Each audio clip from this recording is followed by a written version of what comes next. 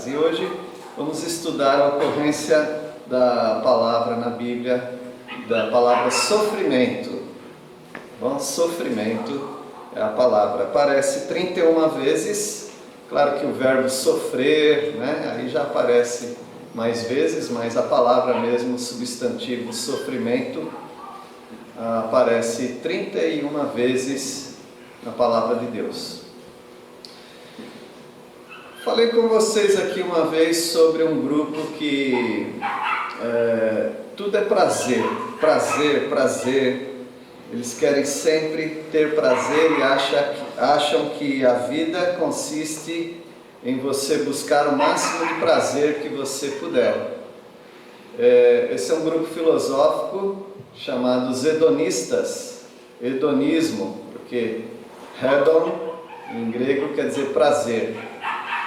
E o apóstolo Paulo encontrou essas pessoas lá em Atos capítulo 19, ele encontrou essas pessoas que eram os epicureus. Os epicureus pregavam o hedonismo, o prazer a todo custo. Mas ele encontrou também um outro grupo lá, vocês lembram? Ele encontrou os epicureus e os... isso aí mesmo. Os estoicos. Os estoicos. Então, por um lado, os epicureus pregavam: deixa a vida me levar, leva eu, prazer, amanhã será um outro dia, e por aí vai. O sambista gosta do hedonismo, né? Mas você tem também os estoicos. Ele encontrou esse pessoal. Os estoicos, eles são mais iguais aos atuais Seishinoye, os budistas, os Seishinoye, que eles ignoram o sofrimento. Eles não ficam buscando prazer, mas eles acham que o sofrimento é uma ilusão. A vida é uma ilusão. Alguns chegam até a dizer que nós nem existimos. Tudo isso aqui é uma ilusão. Então os estoicos, eles tentavam ignorar todo tipo de sofrimento. Você precisava desviar a sua atenção do sofrimento e simplesmente viver a vida negando todo tipo de sofrimento. Notaram que tanto os epicureus dizendo vamos curtir a vida, está errado, como aqueles dizendo não existe sofrimento, também estão errados. Tem um movimento atual chamado safetyismo. Safety em inglês quer dizer segurança. Então poderíamos traduzir como segurancismo. O segurancismo é algo que está sendo proposto por pessoas escrevendo livros, inclusive dando palestras. O safetyismo ou segurancismo tem a ver com os nossos filhos. Nós precisamos dar toda a segurança para os filhos. E é isso que está acontecendo nessa geração. Eles são como copinho de cristal, que dependendo, se você pegar muito forte, quebra. Meu filho caiu, tá dodói, tá machucadinho. Não é nada, não é nada. Na escola, se eles forem prejudicados, ou se eles forem maltratados, os pais estão lá para brigar com os professores. Não admito fazer isso com meu filho. O sujeito tem 35 anos de idade e ganhou dos pais um novo aparelho de videogame. E a poltrona de R$3.000 para jogar um videogame mais confortável. Quando é que esse sujeito vai trabalhar, dona Helena? Não, ele vai trabalhar, aquelas pessoas vão maltratar meu filhinho de 35 anos. Então nós estamos vivendo no período de safetyismo, segurancismo, dar segurança para os filhos. Não é isso que os pais têm que dar? Segurança? O que está acontecendo é que nós temos uma geração chamada snow, que quer dizer neve, derrete. Você pode ver os homens, como eles passaram a chorar. Antigamente, não chora não, se não apanha. Você tinha o outro lado da questão, né? Mas hoje não, hoje é bonito o homem chorando, é lindo, né? Ele compreende os sentimentos. Nunca o homem entendeu a mulher como hoje. Mulher é... Está filmando, né? Mulher não se entende, não é não? Mas hoje os homens estão entendendo as mulheres. Escuta, para um homem entender uma mulher, parece que ele precisa pensar igual uma mulher. Então nós estamos vivendo nessa época de safetismo, de segurança, que vem criando, dona Maura, o filhinho desde pequenininho assim. Quando ele cresce, ele é um mimadinho, ele é um homem sensível, muita segurança demais sobre ele. E aí nós estamos com um grande risco na sociedade, grande risco na sociedade. Então, meus irmãos, o que isso tem a ver com sofrimento? Tudo a ver, porque as pessoas não têm mais imunidade ao sofrimento, elas não podem mais sofrer. E quando você abre a palavra de Deus, você vê muita coisa sobre o preparo a uma vida de sofrimento, fogo ardente, provas. E quando a pessoa não aguenta isso, desde a sua formação, ela vai rejeitar esse livro. Ela vai rejeitar quem falou sobre viver assim, que foi o próprio Deus. Elas vão rejeitar Deus. Mas a igreja, os crentes precisam voltar à palavra de Deus sempre. Vamos ajudar as pessoas a criarem um casco, porque as perseguições vêm aí, irmãos. Se as perseguições vêm aí e você tem um monte de gente fruto do segurancismo, você vai ter um monte de crente negando a fé. Então, grande parte do trabalho da igreja é engrossar o casco nas costas das pessoas. Porque as chibatadas vêm. O apóstolo Paulo recebeu chibatadas 3 vezes 39. Então o casco do homem era grosso, né?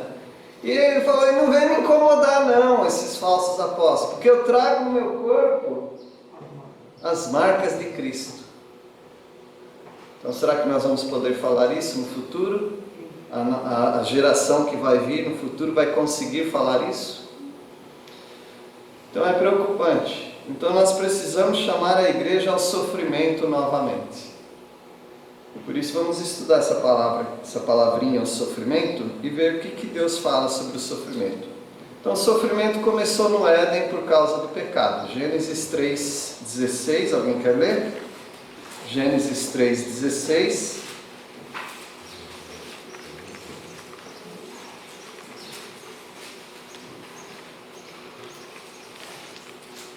E a mulher disse, multiplicarei grandemente a tua dor e a tua conceição. Com dor darás à luz filhos, e o teu desejo será para o teu marido, e ele te dominará. Sofrimento e dor. Não dá para escapar disso daí. Sofrimento e dor. A vida é cheia de sofrimento e dor. Precisamos nos preparar e preparar as nossas crianças para isso. Muita segurança não vai dar bom, não.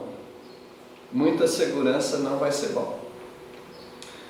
Por isso, a origem do sofrimento é o Éden. Só vai parar o sofrimento quando parar o Éden. O Éden não parou ainda. O Éden de pecado, né? Abriu a porta para o sofrimento, e só quando Cristo Jesus restaurar toda a criação, aí o sofrimento vai acabar. Mas até lá, nós precisamos nos preparar para o sofrimento. Mas não pense que Deus não conhece o sofrimento.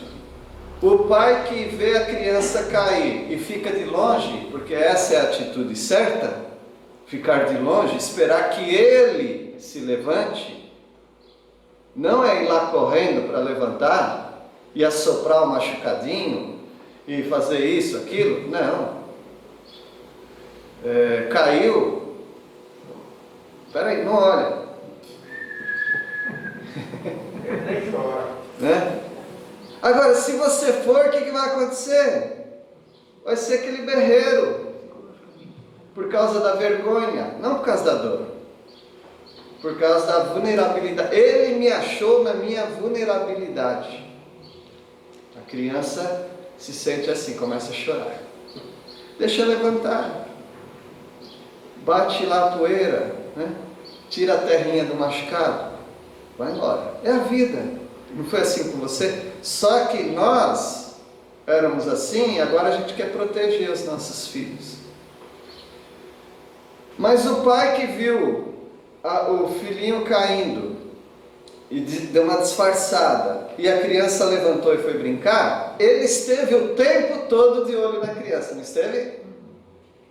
Ele não acudiu para o bem da criança, porque nós não queremos cristais, adultos feitos de cristais. Nós queremos rochas, pessoas mais fortes. Então, foi um auxílio. Deus também. Deus, ele vê o nosso sofrimento. Não pensa que ele não vê. Mas ele não precisa ficar toda hora te segurando. Você não cria aquela imunidade, aquela resistência ao sofrimento. Êxodo 3:7.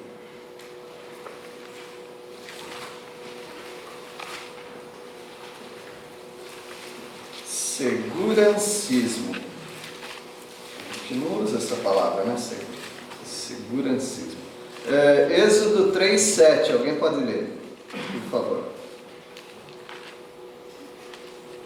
Disse ainda o Senhor: certamente vi a aflição do meu povo, que está no Egito, e eu ouvi o seu clamor por causa dos seus exatores. Conheço o sofrimento. Deus conhece o sofrimento. Deus fala, certamente vi, eu vi a aflição do meu povo. Você acha que eu não vi? Mas será que viu mesmo? Quantos anos depois que vem a libertação do sofrimento do povo? Alguém lembra? Aqui é o chamado de Moisés. Não, esse é o total que eles ficaram na terra, 420, 430 anos. Mas do chamado de Moisés até a libertação, quanto tempo? 40 anos. Não foi isso?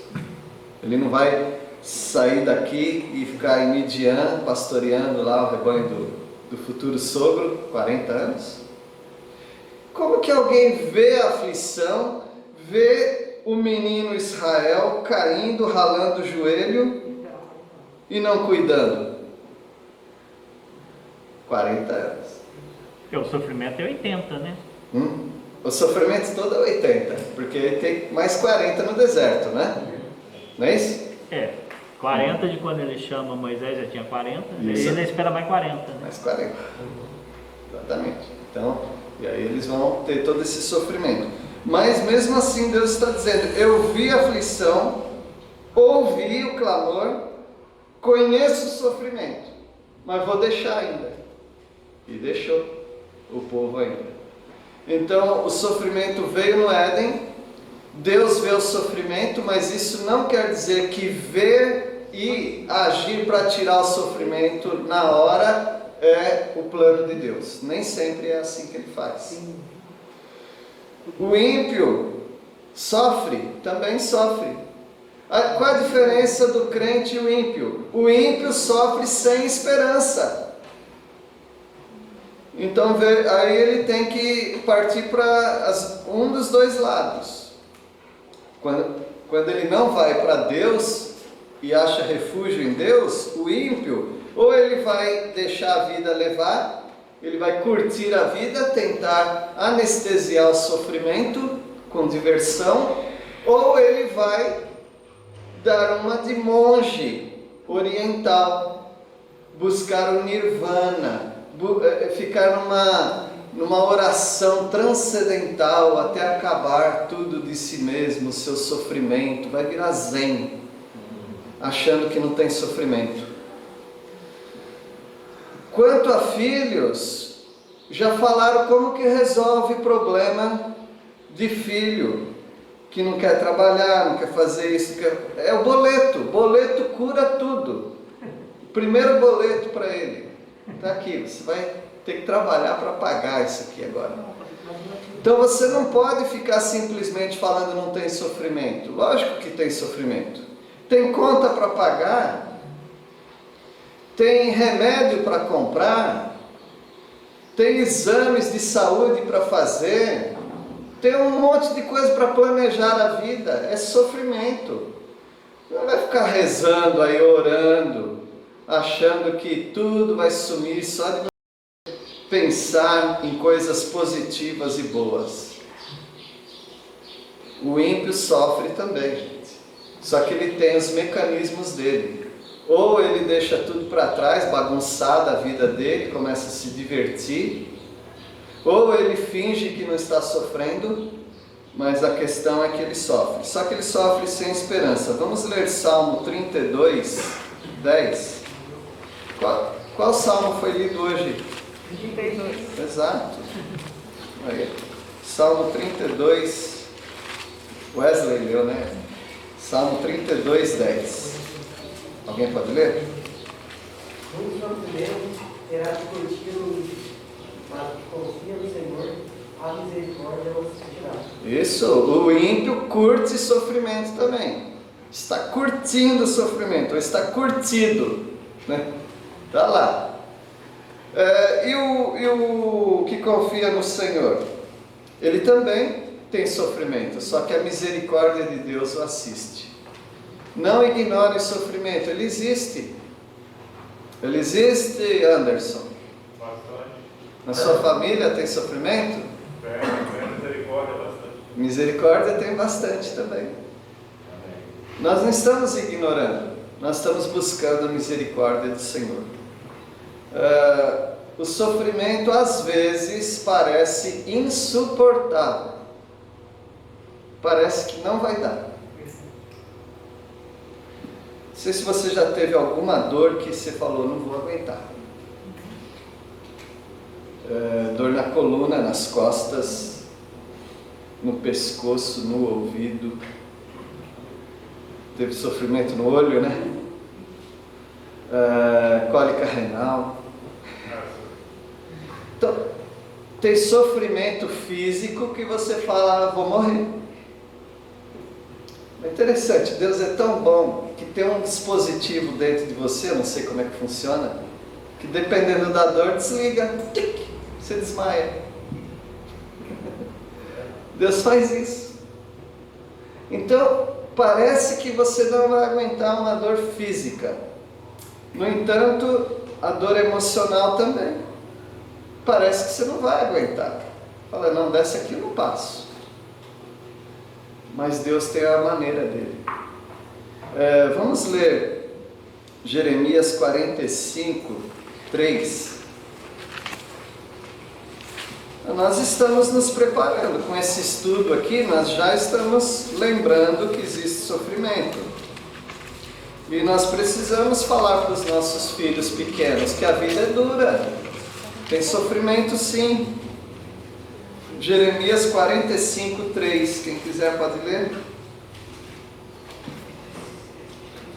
Dissestes, ai de mim agora, porque nos acrescentou o Senhor tristeza ao meu sofrimento. Estou cansado do meu gemer e não acho descanso. Parece que não vai aguentar. Jeremias é o profeta chorão, não é? parece que não vai dar dessa vez. Ai de mim agora já era. Por quê? Além do sofrimento, Deus acrescenta tristeza. Aí ele fica cansado até de gemer, ele não acha descanso. Sofrimento existe, ele veio do Éden, Deus conhece o sofrimento do seu povo, o ímpio também sofre, o sofrimento às vezes parece que não tem alívio, parece que nós não vamos suportar, mas para o crente, os sofrimentos são passageiros, o sofrimento vai passar. Romanos 8:18.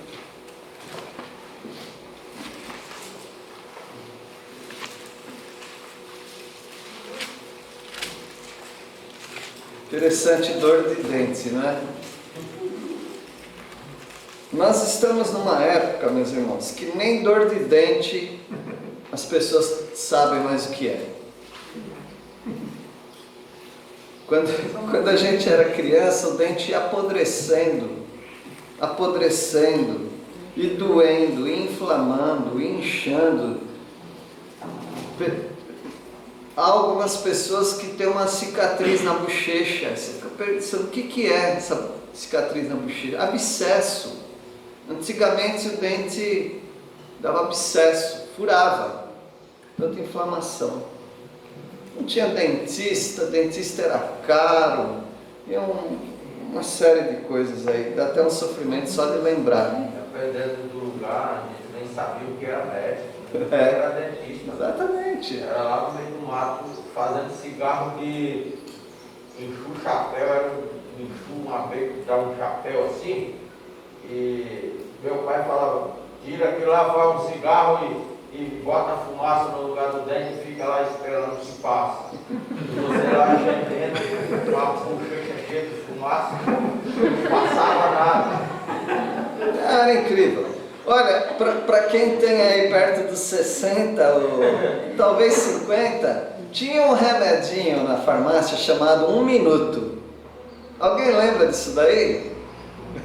Depois que passou as duas ideias, eu lembro, pastor. Mas já tinha sofrido lá atrás. Era uma ampolinha assim, 1 minuto. Você colocava aquilo lá dentro do buraco, que não era cárie, mas não tinha aquele buraco. Você colocava lá, o negócio dava uma aliviada. Em 1 minuto dava uma aliviada. Não sei se era xilocaína, o que era aquilo lá, não sei. Éter. Éter? Você tem uns velhos na igreja. Aquilo dá uma aliviada, né? Mas depois começava a doer tudo de novo. Para que vai ter um negócio desse hoje em dia, né? Você liga, você manda um WhatsApp para o seu dentista e ele te encaixa lá em algum momento. Então, meus irmãos, sofrimento da dor de dente, por exemplo, parece que não ia passar, mas passou, estamos aqui. Às vezes passou em 1 noite, 2 noites, passou. Então, a mesma coisa os sofrimentos emocionais. Parece que não vai passar. As pessoas que eu conheci, que tiraram sua própria vida, foram várias pessoas que eu conheci. Não lembrei agora, Daniel, desculpa trazer isso à memória, né? Daniel passou essa dor. Inclusive uma jovem com quem eu conversei também. Se nós pudéssemos mesmo dizer para essa pessoa, aguenta mais um pouquinho, por favor. Vai passar. Mas a pessoa não esperou. Tirou a própria vida. Ia passar ou não ia, gente? Ia passar. Mas não aguentou. Nós estamos numa época em que o suicídio está alarmantemente aumentado. Nessa época de pandemia, poucas pessoas estão falando do aumento de suicídio das pessoas. E isso vai aumentar, porque as pessoas não são treinadas para sofrer em vida. Então elas querem tirar a vida pensando aliviar o sofrimento. Para o crente, meus irmãos, o sofrimento passa Romanos 8:18. É uma palavra de alerta, mas também é uma palavra de esperança. Romanos 8:18. Alguém quer ler? Porque para mim tenho por certo que as aflições deste tempo presente não são para comparar com a glória em que nos há de ser revelada. Fichinha. A dor que eu passei para fazer implante de dente doeu muito mais do que aquela cárie. A tecnologia atual me fez mais dor do que aquilo que eu passei. Só o exemplo, né, do dente, mas tem muitas outras coisas que são grande sofrimento, mas que passa.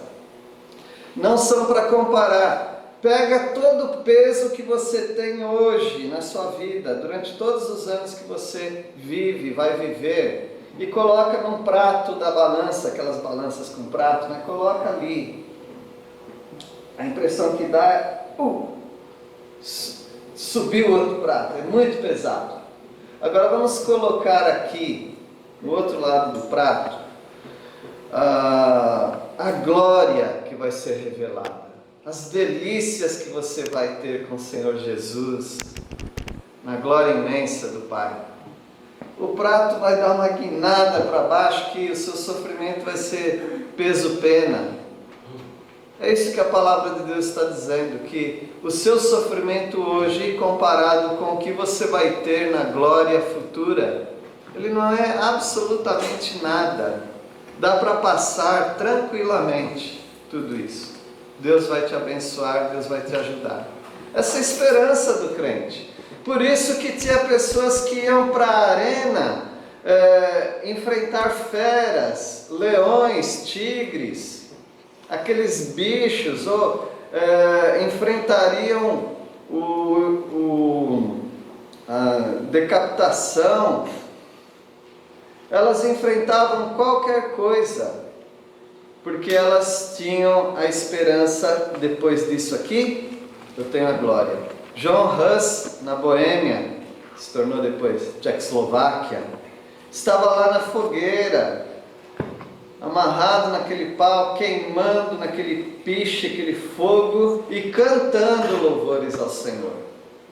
Porque a glória está próxima de chegar.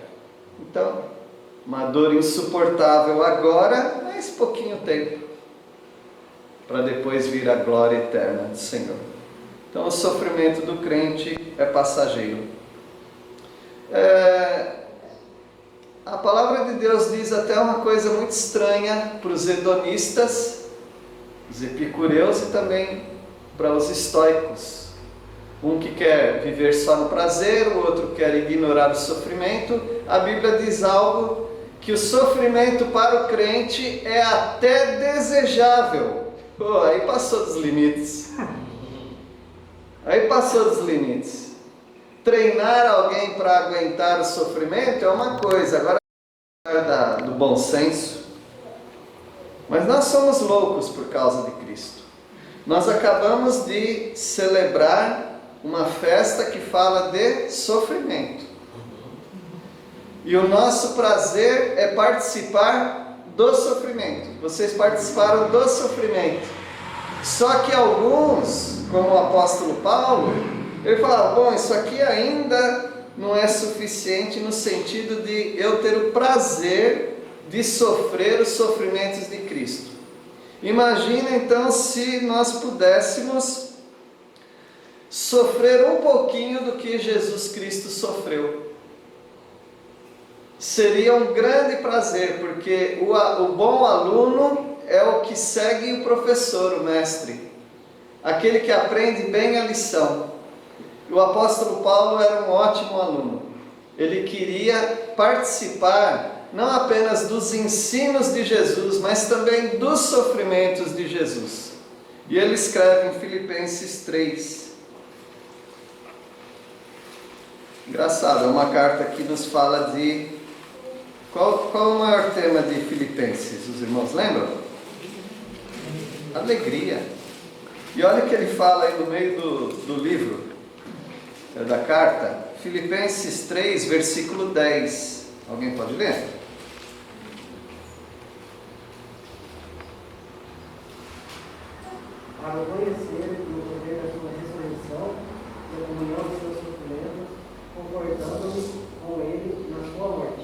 isso, então, ele tinha prazer de conhecer o poder da ressurreição, mas também ter comunhão com Jesus nos sofrimentos. Então, à medida que o crente sofre por causa de Cristo, ele está se parecendo com Cristo, que também sofreu. Então, esses sofrimentos também fazem bem para o crente, porque ele se sente mais parecido com Cristo. Aliás, ele se torna mais parecido com Cristo. Odiaram a Jesus? Se odiarem você, você é parecido com Jesus. Cada vez mais que você se parece com Jesus nas perseguições que você recebe, nas incompreensões, no ódio, você está participando do sofrimento. Se tiver a bênção de ser um mártir, de morrer por causa do Evangelho, aí você se pareceu com Cristo quase que totalmente, porque ele morreu por causa do Evangelho que ele pregava. Assim que o crente vê. Bom, falar a verdade, eu não vejo muito assim não, mas eu sei que se precisar, eu vou ver assim. O Senhor vai transformar a minha mente para eu sentir a mesma coisa. Mas tudo bem, o apóstolo Paulo está um nível a mais do que eu, né, irmãos? Alguns níveis a mais do que eu. Mas nós estamos fazendo como ele. Não que eu tenha já recebido ou já tenha obtido a perfeição, mas prossigo para conquistar aquilo que também fui conquistado por Cristo. Não julgo havê-lo alcançado, mas uma coisa faço, esquecendo-me das coisas que para trás ficam e avançando para as que diante de mim estão. Então assim é o apóstolo Paulo. E finalmente, irmãos, o sofrimento não é exclusivo só dos crentes. Não pense que, de alguns crentes. Não pense que só você está sofrendo. Vamos ler, encerrar com 1 Pedro 5:9. 1 Pedro 5:9. Então, se você acha que você está sofrendo bastante, pense nos outros irmãos da sua igreja, da sua cidade, do seu convívio e contato, mas também pense naqueles crentes que estão lá na China, os crentes que estão lá em Cuba, os crentes que estão lá na Venezuela. Estou citando países totalitaristas que têm intolerância ao Evangelho. Versículo 9, alguém pode ler? 1 Pedro 5:9. Ao qual resistir firmes na fé, sabendo que as mesmas aflições se cumprem entre os vossos irmãos no mundo. Isso. Quem que ia ler? Era o Arthur que ia ler? Eu queria ouvir de novo, Arthur. Não tem problema, não tem problema. Então, vamos resistir na fé e tenha certeza que esses sofrimentos que nós estamos passando, eles estão se cumprindo na irmandade espalhada pelo mundo. No mundo inteiro tem pessoas sofrendo. Por isso vamos orar uns pelos outros. Deus abençoe os irmãos. Não vamos cair nessa de segurancismo, né? Isso é uma doutrina errada de proteger os filhos de qualquer tipo de sofrimento. Não cai nessa. Você está formando pessoas fracas, e para o Evangelho precisa ter pessoas que são fracas também, mas elas confiam no Senhor, e o Senhor vai dar força para cada um. Mas não pode ignorar o sofrimento não. Que Deus os abençoe. Nós vamos orar. Senhor, obrigado pela Tua palavra. Ajuda-nos, ó Pai, a nos fortalecermos em Cristo Jesus, também a termos comunhão junto ao sofrimento dele. E nós agradecemos, ó Pai, porque o Senhor tem nos dado forças, e nós só obtivemos essa força em Cristo Jesus. É no nome dele que nós oramos. Amém. Amém.